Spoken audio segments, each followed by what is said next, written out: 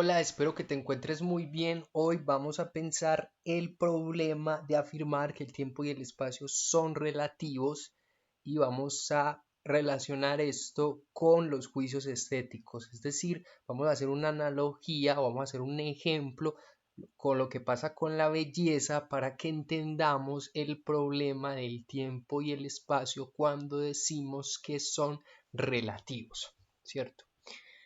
Aquí tenemos el tiempo.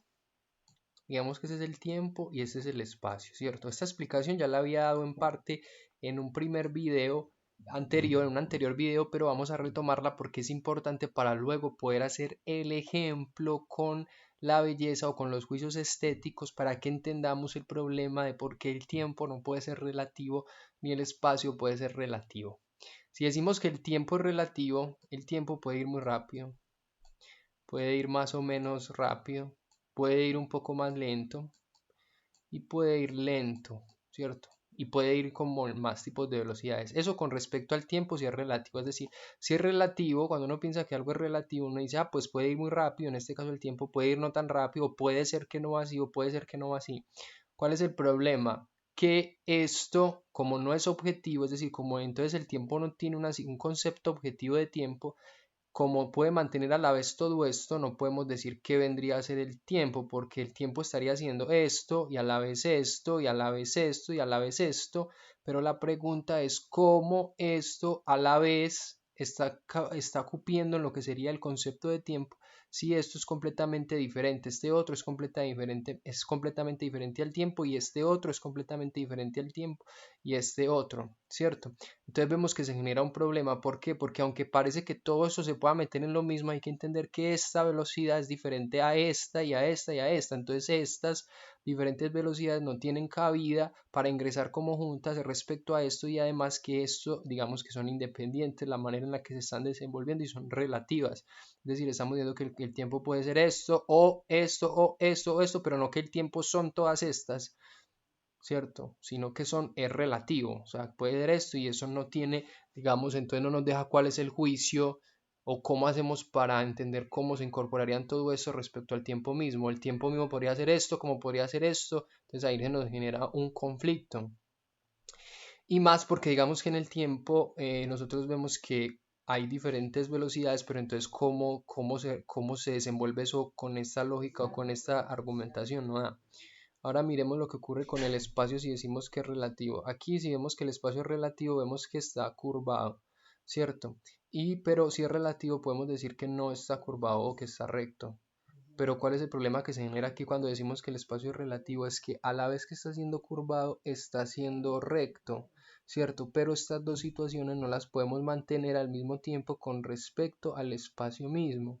Entonces ahí se generaría un problema, se generaría casi el mismo problema que acá, porque como estamos diciendo que el espacio es esto, pero también es esto, la pregunta sería cómo estas dos cosas que son diferentes están siendo entonces parte del espacio. Ahí se generaría un problema, se generaría un conflicto que no sabríamos entonces cómo solucionar. Bueno, entonces lo que vamos a hacer para solucionar ese problema cuando afirmamos que el tiempo y el espacio son relativos, es decir, que no tienen una situación de objetividad respecto a la cual se refieran, eso lo vamos a analizar.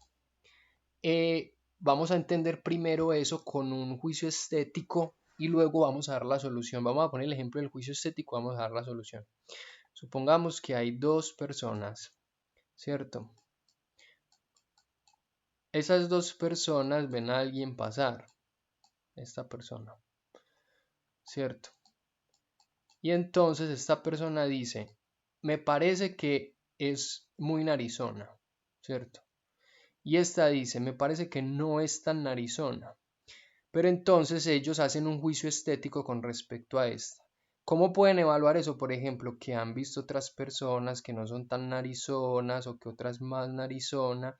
Es decir, de manera objetiva ellos están viendo todas estas diferentes personas. Hay una objetividad. El juicio estético que estas personas están estableciendo tiene una objetividad, es decir, ellos de manera relativa están viendo esta persona que tiene una determinada nariz y dicen, me parece que es muy narizón, pero es porque han visto gente con narices muy pequeñas y demás, y entonces llegan a la conclusión que sí, en efecto sí es narizón, y este dice que no, pero es porque ha visto gente que digamos es muy narizona y entonces empiezan a compararlos y empiezan a poder desarrollar un juicio relativo a esta situación objetiva y lo pueden adecuar, lo pueden problematizar y demás, pero tienen esta situación objetiva que les permite a ellos, digamos, analizarlo, ¿cierto? Entonces aquí estamos viendo cómo los juicios estéticos, los relativos que tienen con respecto a esta persona, digamos que los pueden analizar con respecto a esta objetividad, pero ¿qué es lo que pasa con el caso del tiempo? Vamos a mirar. Si suponemos, si borramos estas personas y trasladamos esa situación de los juicios estéticos, es decir, ese carácter relativo respecto a esa objetividad que sí se puede analizar, vamos a ver que con los juicios estéticos con la situación del tiempo se problematiza porque si imaginamos a alguien como el tiempo, digamos, el tiempo y el espacio, pero vamos a tomar en este caso, digamos, el tiempo. Ya vimos que en el caso del espacio era el problema de que había algo que podía ser curvo, el espacio podía ser curvo y el espacio podía ser no curvo, digamos, o podría ser recto, y como mantenía de manera relativa esas dos cosas, no se podía saber entonces qué era el tiempo, cómo meter esas dos cuestiones. Ahora vamos a mirar lo que pasa con el tiempo. Digamos que este es el tiempo. Entonces alguien dice, a mí me parece que va muy rápido. Digamos que esta persona, a mí me parece que va muy rápido. A mí me parece que no va tan rápido. Y la pregunta entonces que se da aquí es la siguiente. ¿Con respecto a qué podemos saber cómo se desenvuelve?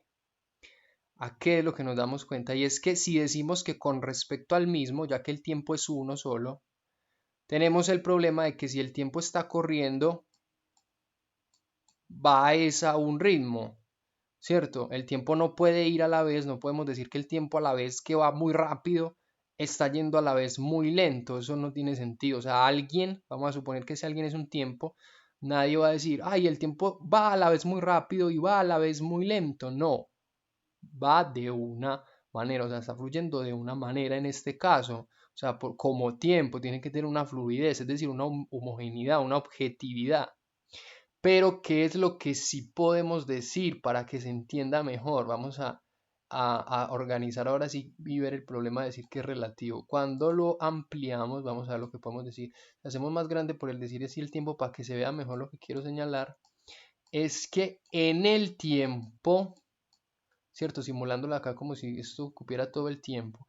En el tiempo, digamos que hay adentro del tiempo y ese espacio hay planetas y cosas que están pasando, hay como luz, digamos la velocidad de la luz corriendo, ¿cierto? Entonces aquí lo que podemos decir es que en este tiempo que hay planetas y demás y se pueden relativizar estas cosas con respecto a este tiempo mismo. Es decir, podemos ver que hay tiempos relativos por el modo en cómo se pueden desenvolver los planetas y demás dentro del tiempo, ¿cierto? Con respecto a que a ese tiempo mismo.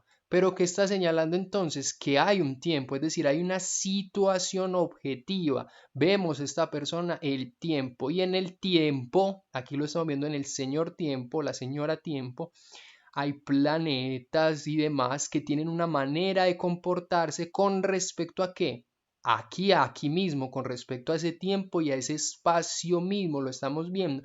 Entonces hay unos tiempos y unos espacios relativos al tiempo y el espacio mismo, o sea, porque están aquí adentro al tiempo y al espacio, podríamos ponerla acá como el espacio también. Hay un tiempo y un espacio entonces objetivo, está el señor tiempo, la señora tiempo y espacio también, ¿cierto? Como si en este caso podemos pensarlo también como uno. Y adentro, o sea, o en el tiempo y el espacio mismo, en el señor tiempo y espacio mismo, se mantiene una objetividad de la que podemos decir el tiempo es objetivo y hay unos tiempos entonces y espacios que se relativizan, oiga bien como lo estoy diciendo, hay unos tiempos y unos espacios que se relativizan con respecto al tiempo y el espacio mismo, acá adentro con respecto al tiempo y el espacio mismo. Es decir, no está mostrando que el tiempo es relativo y el espacio es relativo, sino hay un tiempo objetivo, este señor tiempo, esta señora tiempo y espacio objetivos, y hay unas maneras en cómo se comportan los objetos dentro y que afectan también el modo en que el tiempo y el espacio se comportan, pero de modos, digamos, unos tiempos y unos espacios relativos al mismo.